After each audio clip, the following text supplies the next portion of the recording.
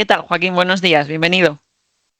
Hola, buenos días, Marta. Muchas gracias por invitarme a participar en esta maravillosa familia. Hombre, a ti por venir.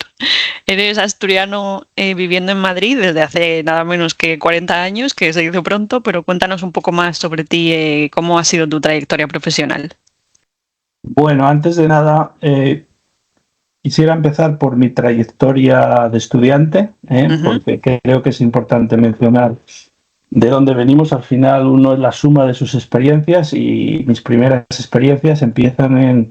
Yo nazco en La Frecha, que es un pueblín que está en el Valle de Pajares, Ujú. y muy pronto me voy al otro valle, al Valle del Huerna, que es donde vivía mi abuelo y una tía, y allí me quedo 2 o 3 años y empiezo la escuela allí. Después vuelvo a La Frecha y de allí era muy típico antes, pues como las escuelas son chiquitinas y un maestro para una docena de críos de todos los cursos, lo normal, el que quería estudiar, pues había que salir. Entonces, a mí me llevaron mis padres a León, donde estuve 5 años maravillosos y estudié el BUP. Allí estaba en un grupito que son los franciscanos, de los que he aprendido mucho. Iba a estudiar a otro colegio y jugaba fútbol en los jesuitas. O sea, tengo ahí una influencia, un pupurrí. De allí me vine a hacer Coapola y después fui a Oviedo a hacer económicas, que es Ujú. la carrera que yo hice ahí en el 79-84. Una de las ramas era el cuarto año que se hacía estructura económica, economía general, etcétera. Entonces fue maravilloso porque éramos un grupito de 15-20. Entonces imagínate lo que es estar en una clase tan chiquitina y con gente muy buena, gente que después parte de ellos se han quedado en la facultad Ujú. de catedráticos. Terminada eso, hice la mili y como había sido un zángano con el inglés, porque había estudiado francés en el bachiller y pensaba que con eso ya era suficiente, pues me vino la luz y entonces me largué a Inglaterra 2 años. Estuve en el sur de Inglaterra 6 mesecillos hasta que saqué el FIRST y después me largué a Londres y estuve trabajando de camarero en un precioso restaurante que hay en Leicester Square, Swiss Center, donde aprendí de todo. Ujú.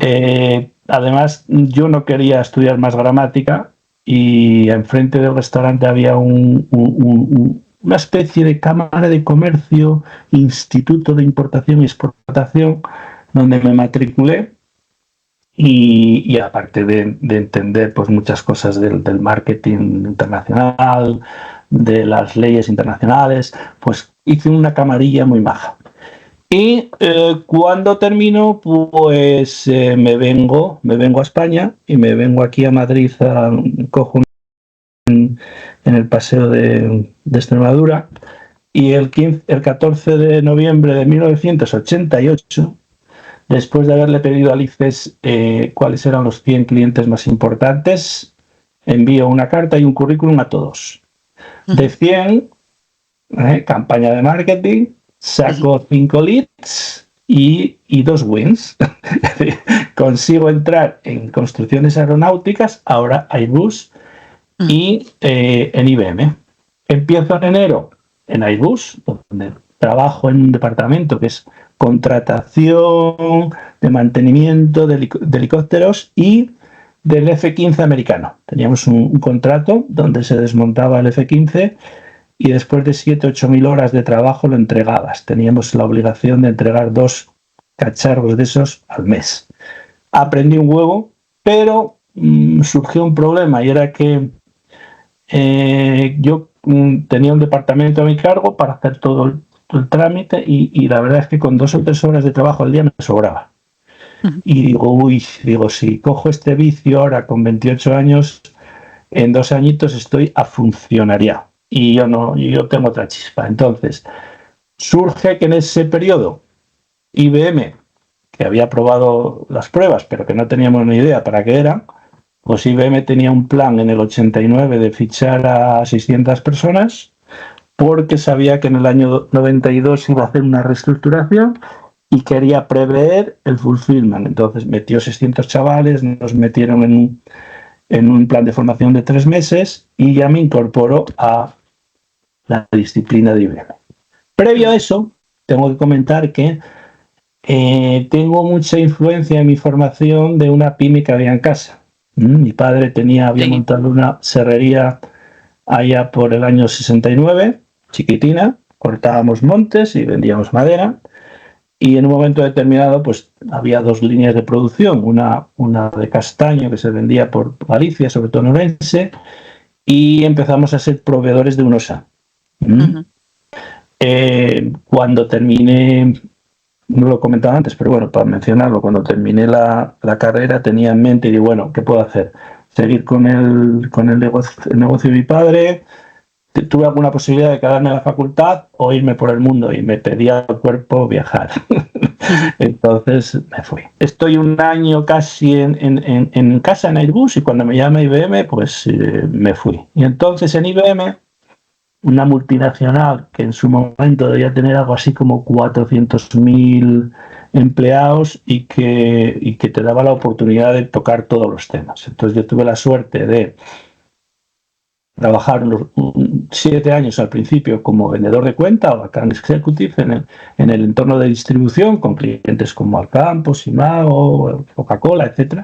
Y a los 7 años ya me metieron en la carrera de dirección y empecé llevando durante 3 años, fui manager de los servicios de infraestructura para toda España de las pymes.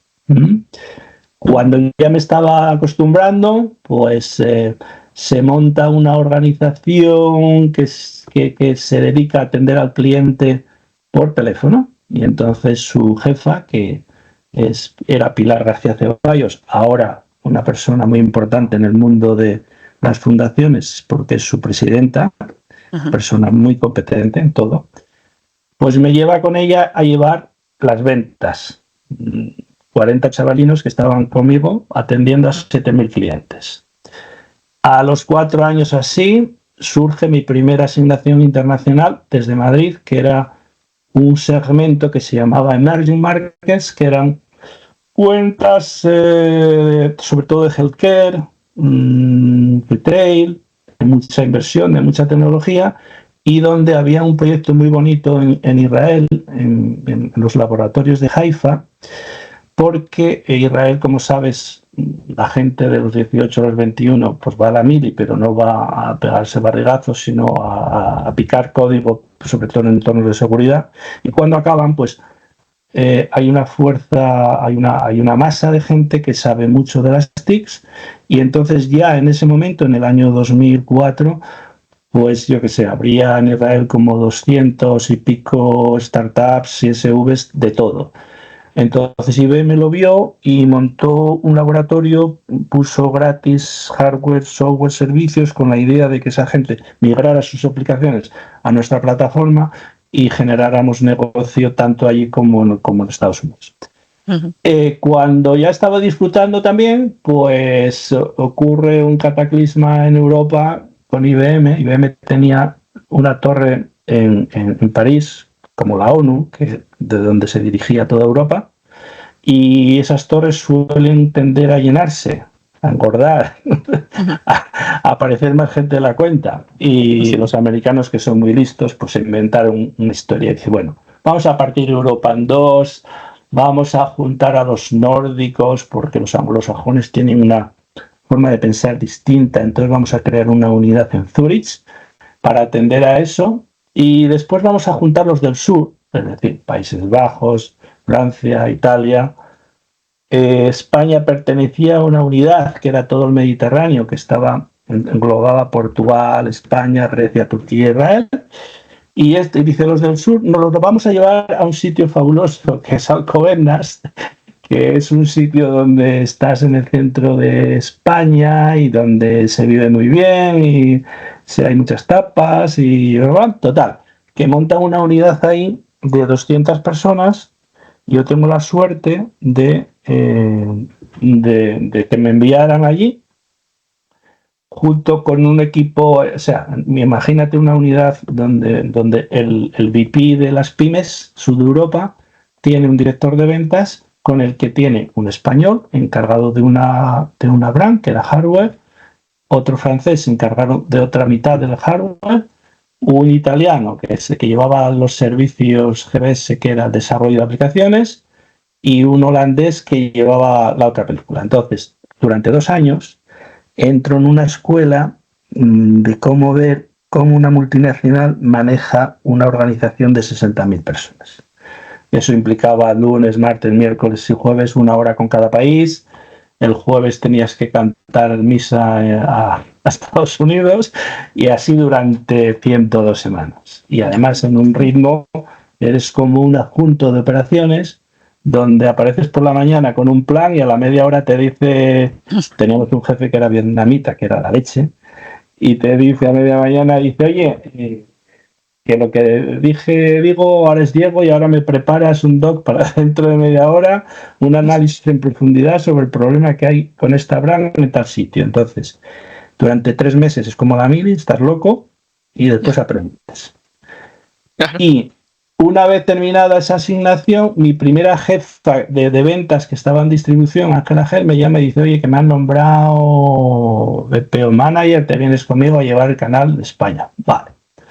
Bueno, paso allí un tiempo también, y a los 2 años de nuevo a Pilar la pasan a llevar una filial de IBM que se llamaba INSA, y ahora que se llama Vunex, que es una filial que tenemos para infraestructuras y desarrollo de aplicaciones, y que de alguna forma facilita a la organización a nivel nacional coger y soltar recursos de una forma ágil, porque al final los proyectos son muy gordos y a veces necesitas 200 personas, otras veces 500, otras veces necesitas quitarte 100. Entonces, bueno, esa organización, que es una organización que tiene un 51% de IBM y otra parte de catalana, pues cada X tiempo un grupo de IBM vaya a dirigirla. Entonces me lleva con ella también para llevar 1 año las pymes y 2 años las del IBEX 35.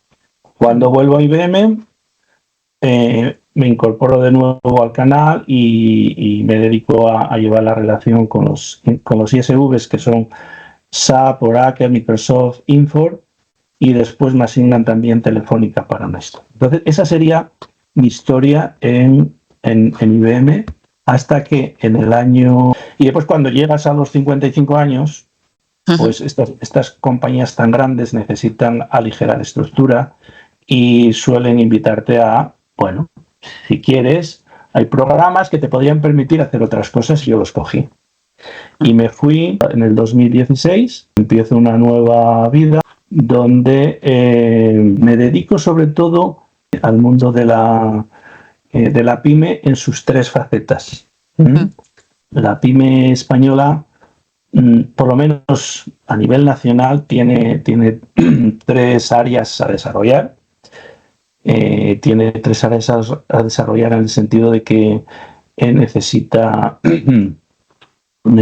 ayuda en la financiación, necesita una transformación digital, necesita internacionalización, necesita formación. Entonces, yo empecé un periplo que ha durado hasta ahora, que se dirá de alguna manera, pero que empecé, digamos, siguiendo con mi formación, y entonces me metí en la Cámara de Comercio a hacer un máster de Dirección de Comercio Internacional, donde pues ves las 10 o 12 materias que se necesitan para entender de qué va eso.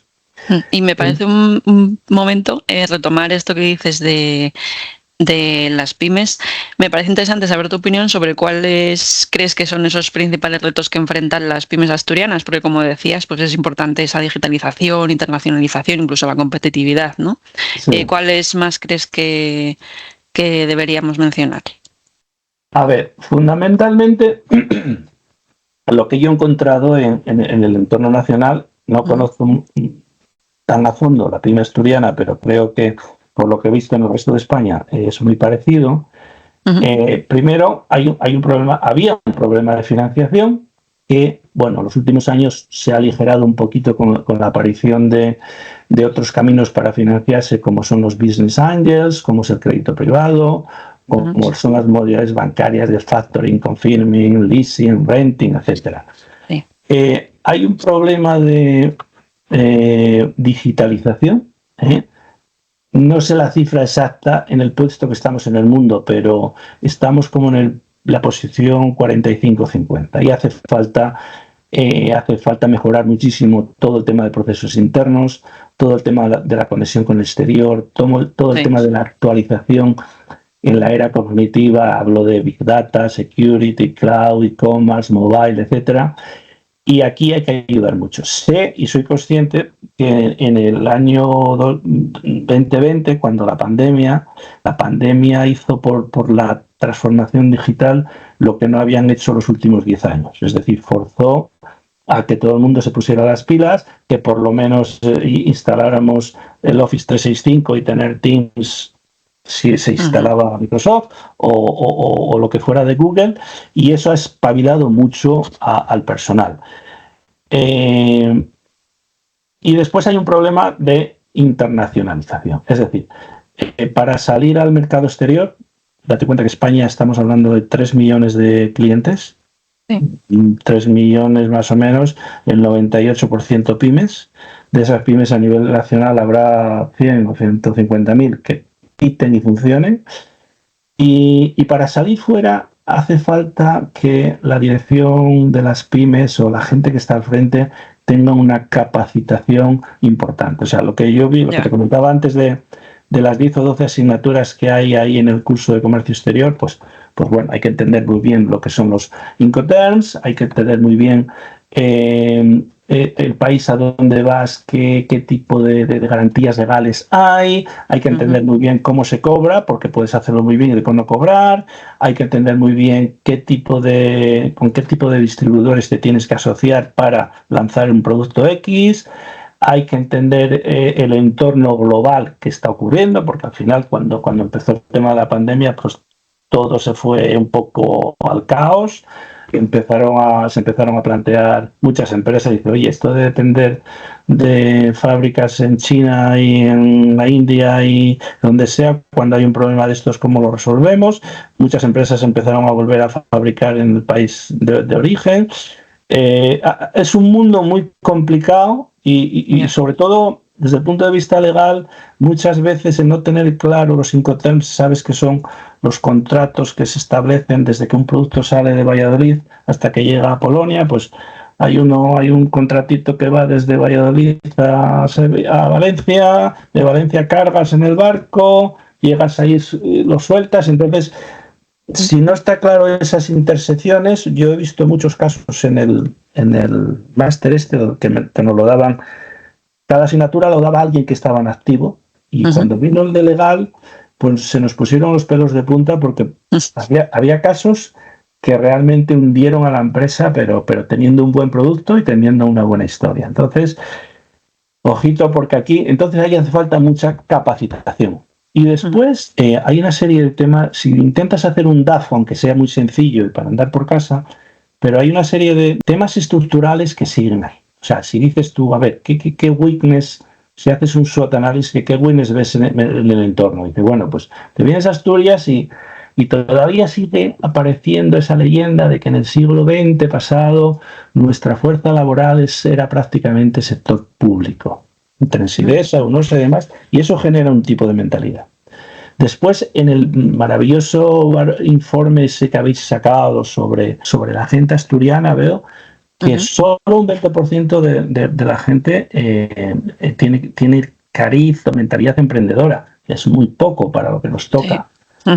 Después, la universidad pública, que está ahí está mi amiga decana Carmen Benavides en la universidad, que es de mi quinta. Bueno, pues oye, no le vendría mal un poquito de competencia. Entonces, que el hecho de que a partir de septiembre 3 universidades como la Nebrija o como la Alfonso X el Sabio, como la europea, aterricen ahí, me gusta.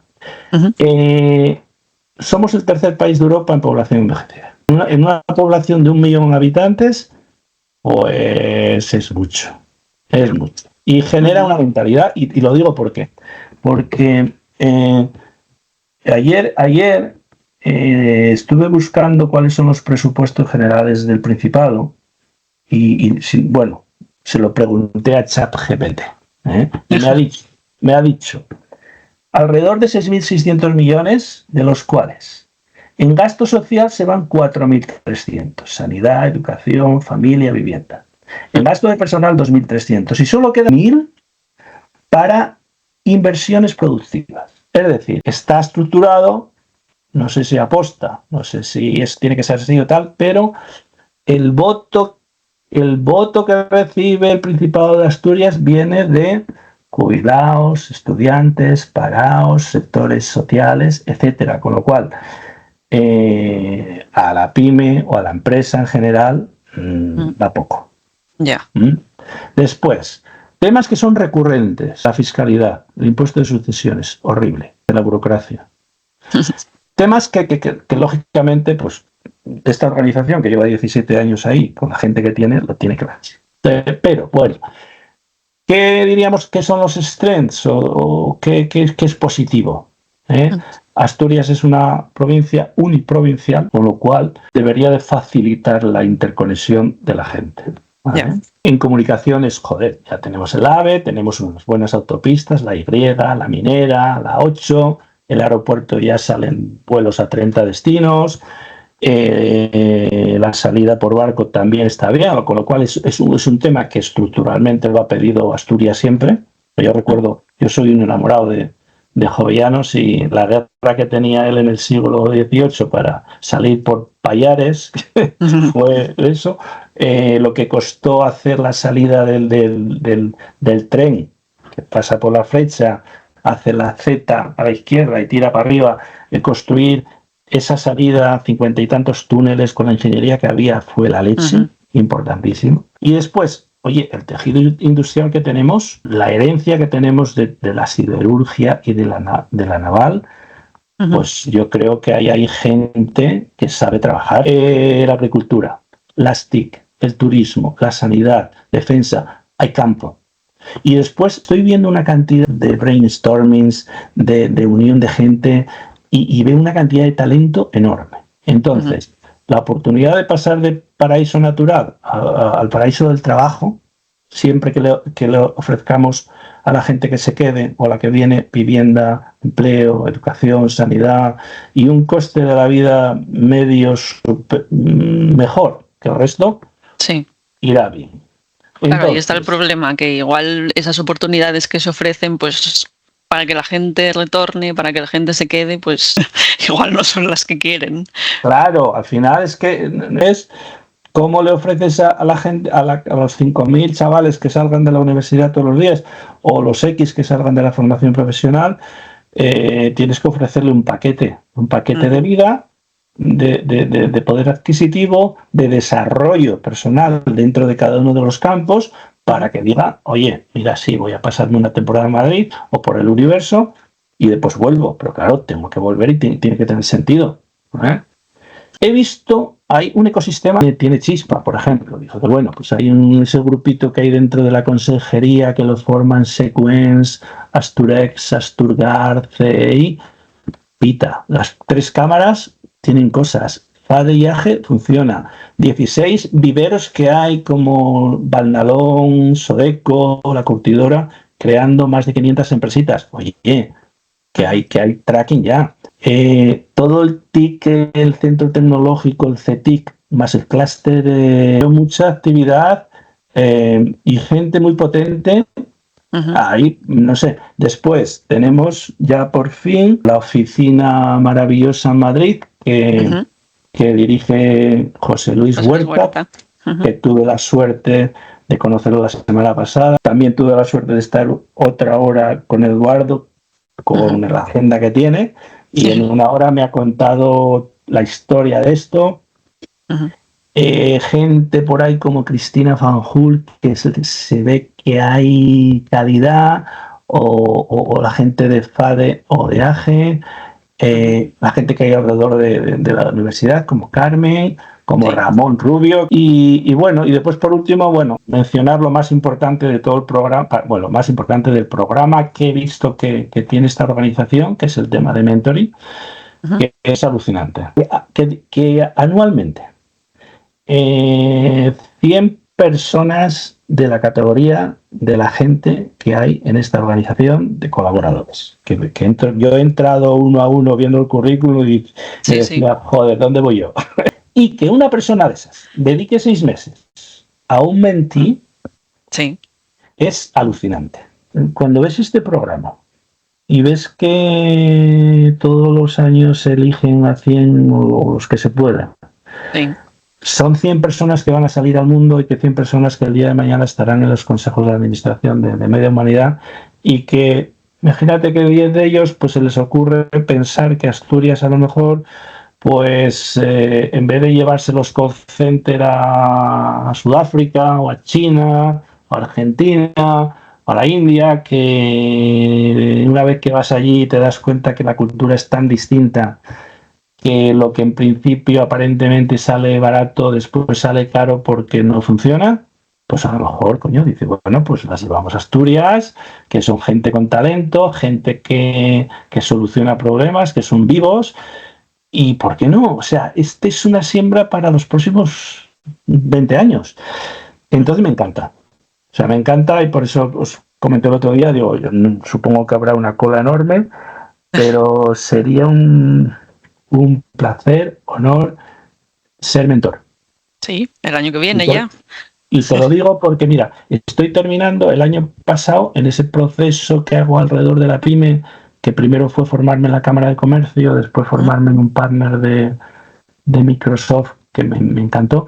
El año pasado, por estas fechas, me metí en un proceso de formación en el Centro Nacional de Referencia de Moratalaz para habilitarme para ser docente en la FP. ¿Por qué? Porque la otra pata de la universidad, en la universidad sacamos un tipo de gente, pero hay otra pata que es la formación dual, donde hay que hacer mucho trabajo, y si se hace bien, manteniendo las mismas principios que ha generado la Comunidad Económica Europea, que son las habilidades soft y las competencias obligadas, que es competencia lingüística, las STEM, la digital, la personal, la competencia de la ciudadanía, la emprendedora, el mismo perfil de desarrollo humano se requiere en la formación profesional o en la formación clásica. Son personas todas. Sí, ambos se incluyen en el programa de mentoring. Tenemos, por lo menos el año pasado, había 10 alumnos de FP y cada año, pues claro, se desarrolla mucho más esta FP dual de la que hablas y pues lógicamente pues es el mismo talento. Fantástico, porque ahora es lo que se pide. Es decir, alinear la oferta educativa por la vía tradicional o por la vía FP a la demanda del mercado. Entonces, chica, es lo que hay.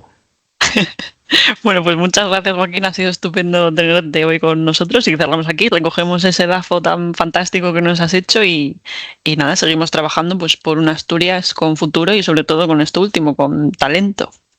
Muy bien, pues ya sabes, ya se lo he dicho a José Luis y a Eduardo. Estoy aquí para currar y usarme para todo lo que necesitéis, porque es muy importante los 300.000 personas que hay fuera de Asturias. Con que hagamos una cosita cada uno, esto vuela. Así que nada, nos vemos.